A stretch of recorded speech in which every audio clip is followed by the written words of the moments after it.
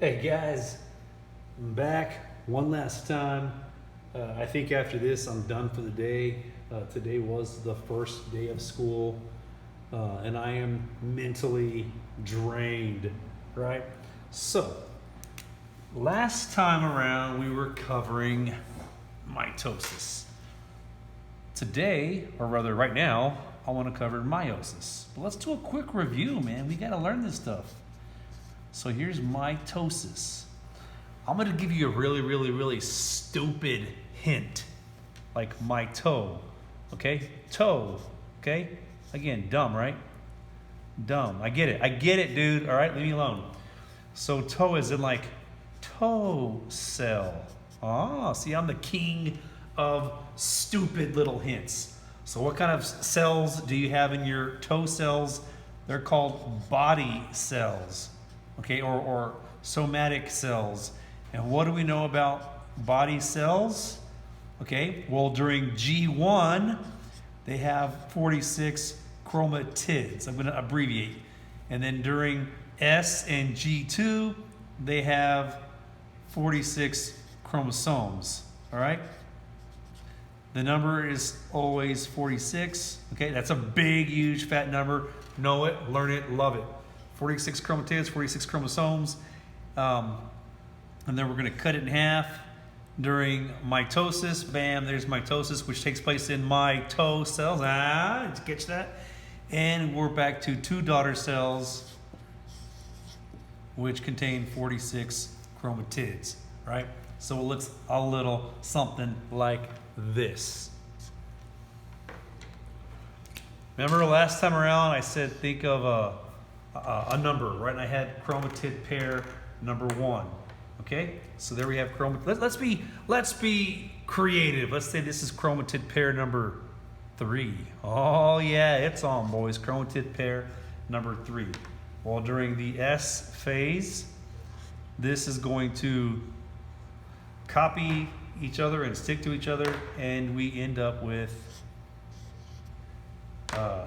2 chromosomes. Remember that word? 46 chromosomes in all. It's still 23 pairs because it is diploid or 2N. A lot of these terms mean the same thing. 2N and diploid. Same thing. All right? Don't get confused on that, man.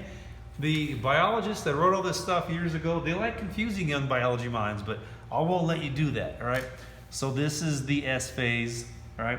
We have chromosomes, and then during G2, we still have chromosomes, but then we have mitosis. Remember the stages of mitosis? Prophase, metaphase, anaphase, telophase. All right. So what happens during prophase, metaphase, anaphase, telophase? It goes a little something like this. These guys unwind. You see that? They start to unwind. The chromatids unwind. Oops, wrong color. You know what I'm saying? They are unwinding. And then the red half finds the blue half. I'm kind of making a lot of things silly here, but that's pretty much what happens. And then the other red half finds the other blue half. And then, and then we have basically 2 nuclei. Because what is mitosis? Nuclear division. And why do we say 3? Because this represents chromatid 3.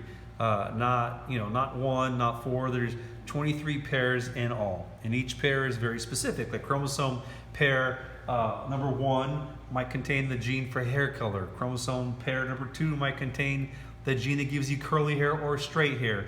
And number 3 gives you eye color, and so forth and so on. Each pair is very specific to the material it contains. It's almost like having a cookbook, and just like each step or each step of the recipes gives you the whole product. Think of the same thing. It's a cookbook. Each chromosome has a different component that leads to the blueprint for the entire person.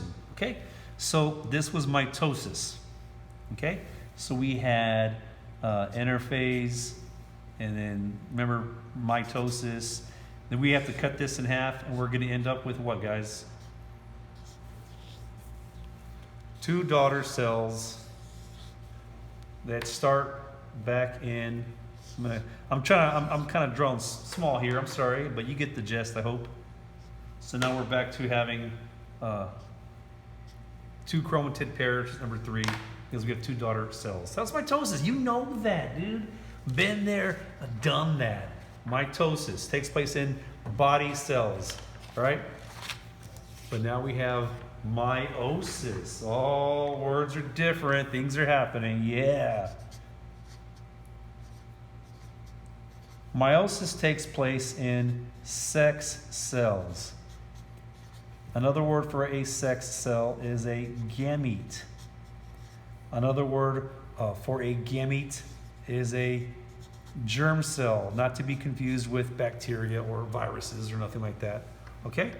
These guys are haploid because they contain, a little hint here, it kind of sounds like half. They have half the chromosomal material.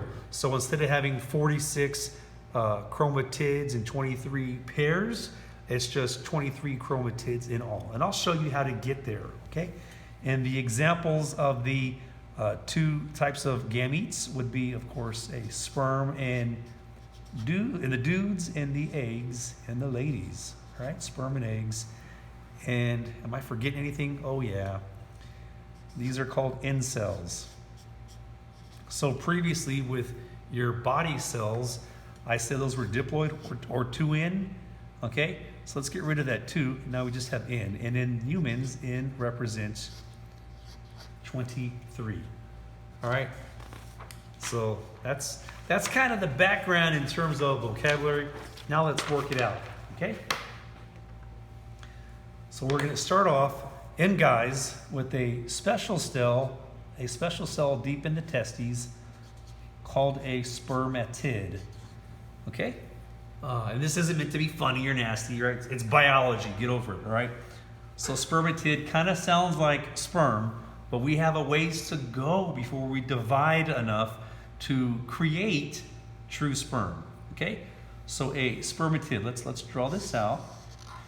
Suppose there's a nucleus, and interestingly enough, let's just be consistent, all right? That's chromatid pair 3. So interestingly enough, spermatids are diploid. So that's a big deal, man. Spermatids aren't sperm. Okay? So we're going to have, again, we'll just set it to G1. So now we're going to have S and G2. I'm kind of lumping these together. Bear with me, all right? So what's going to start looking like? All right. So now we have our 46 chromosomes. Okay? That's, and then we have the process of this nuclear division. And you've been taught that already. I taught it to you. I did a good job. So they unwind. Things are getting cut in half. You'll see what I'm saying. Blue finds a red. Red finds a blue. Okay? And then we're going to cut that in half. That looks the exact same as what you've been taught. Nothing new, so this should not be difficult. Okay? So now we have, bam. You see what we got? 2 diploid. You got to know the vocab, man. You just got to know it. 2 diploid or 2N daughter cells. And yeah, it's kind of funny. I'm talking about sperm and spermatid, but we still use the word daughter cell. Okay? But again, we're not done, man. We are not done. Mitosis gives you 2 diploid daughter cells. But this isn't mitosis. What do we say this is? This is meiosis. We have to have something with 23 chromatids. All right? All right. So we're going to say this process, this first division, is called meiosis 1. So if you haven't noticed yet, meiosis 1 looks a lot like mitosis. Yeah, it looks a lot like mitosis. But if it was just mitosis, you would have 2 sperm with 46 chromatids. And it doesn't work that way. We have to divide these in half again. So you're going to have another type of division. We're going to cut this in half one more time. And we're going to have 4 daughter cells in all. So see, this this half right here, that we're going to have one chromatid right there. And once you have that second division, you can draw a little tail, whee, and you got a little sperm, right? And then what do you think happens to this chromatid? It ends up in the second sperm. So whee, he's there we go. We got a little dude, all right? And then over here, all right, and you know, we got a little sperm also, all right? Whee, and then we'll just, you know what's happening, all right? And all right. So, and what do you think this division, this second division is called? It ain't rocket science, boys. This is called, yeah, you guessed it, meiosis 2. All right? So, mitosis with a T. You gotta know this. Pay attention. Mitosis gives you 2 diploid daughter cells. But meiosis, however, which deals really with sex cells, gives you 4 haploid daughter cells. Okay? So I'm going to show you one last thing here. I use the term spermatid, okay? So we had spermatids, which became 4 sperm. So with mitosis, you have 2 daughter cells. With meiosis, on the other hand, you have 4 daughter cells. Are y'all with me? Mitosis gives you 2 daughter cells. Meiosis, on the other hand, gives you 4 haploid or end-celled daughter cells with, you got it, 23 chromatids. Let's talk about the ladies, all right? Same deal, man. Hopefully you can see this. There's what's going on with her. Instead of calling it an egg, it's not an egg yet. Just like with guys, it's called a spermatid. With the ladies, it's called an ootid, okay? A little biology hint for you. A lot of times you'll see words that have that prefix O or OO, and it always deals with egg cells. Like, for example, ovaries in the ladies, right? So there's that prefix O or OO or ov. Always has something to do with eggs and egg cells and whatnot, okay? So this was the ootid during G1. Nothing is new here. You got this. Now let's do S, and I'll just lump in G2 just like we did with the guys. So these chromatids become chromosomes. Nothing is new. Again, you got this. Let's do this. Let's have them separate, and that's what they do. They separate when they get ready to divide. Okay, and then they're going to have a nuclear division. Bam, bam. And we have 2 diploid daughter cells. You got the vocab 2 diploid daughter cells, and they're still ootids. Okay? So what do we need to do for meiosis to really come to completion? We have to divide it in half one more time. So the way I always like to say it, meiosis has 2 successive divisions. 2. So we have meiosis 1, and we're of course going to have meiosis 2. Bang, bang, bang, bang. You see what I'm saying?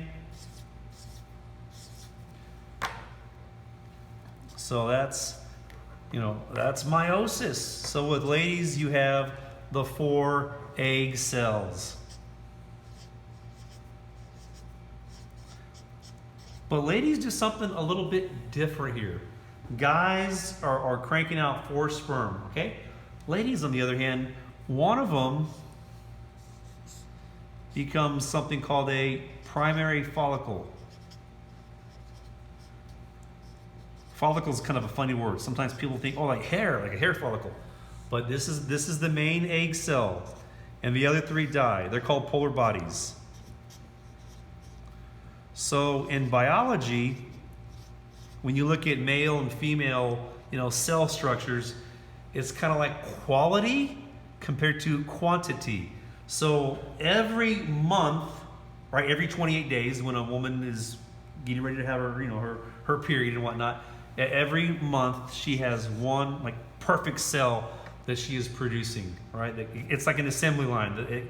She makes one cell, goes to the front of the line, and she either becomes pregnant or if she doesn't become pregnant, she has a period, a menstrual cycle, okay?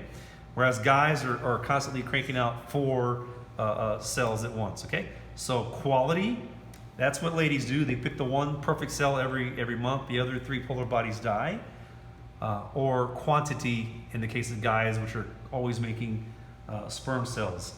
So to kind of wrap that up with a nice little weird thought, just think of Star Wars, where you have the big, huge Death Star.